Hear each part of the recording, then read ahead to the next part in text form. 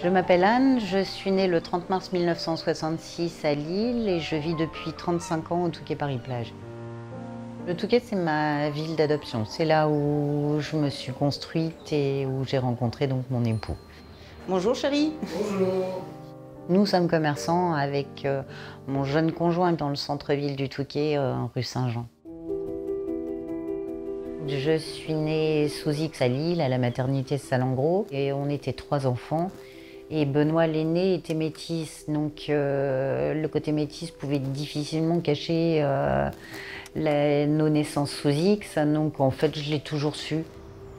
Ce désir de recherche, c'est vital pour moi d'une part.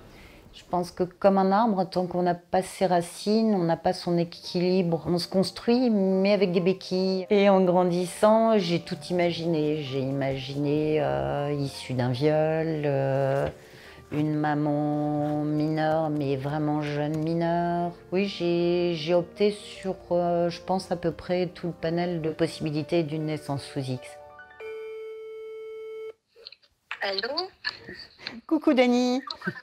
Bonjour Anne, ça va? Et suite à mes tests ADN, j'ai donc retrouvé Dani, ma cousine biologique. Non seulement ça a matché en ADN, mais ça a matché aussi côté cœur. Ça a été la première personne que j'ai pris dans mes bras et que j'ai surtout touchée. On a la même peau, on a le même sang, on fait partie l'une de l'autre. Enfin, c'est vraiment la génétique dans toute sa puissance. Vous m'avez apporté un accueil qui est assez inespéré pour un enfant adopté.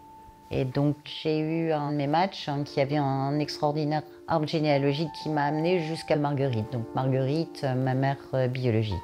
Et je me suis toujours dit qu'elle devait être décédée puisqu'elle ne me cherchait pas. Donc pour moi c'était inimaginable que quelqu'un qui a porté 9 mois un enfant ne puisse pas à l'heure actuelle le rechercher.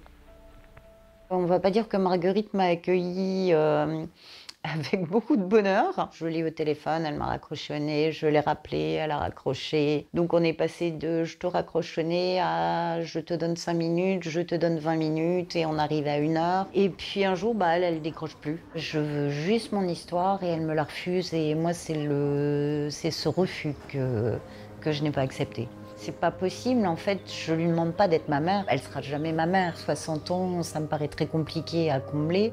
Je me suis dit, le 30 mars, je vais l'appeler pour pouvoir lui dire, bon Marguerite, aujourd'hui, le 30 mars 66, tu t'en souviens, donc est-ce que tu peux me faire un cadeau? Et ce serait le plus beau cadeau que tu puisses me faire, c'est me donner le nom de mon père. Quand j'ai téléphoné et que j'ai eu le numéro que vous avez demandé n'est plus attribué, et là on raccroche et je fais quoi maintenant? La question c'est je fais quoi?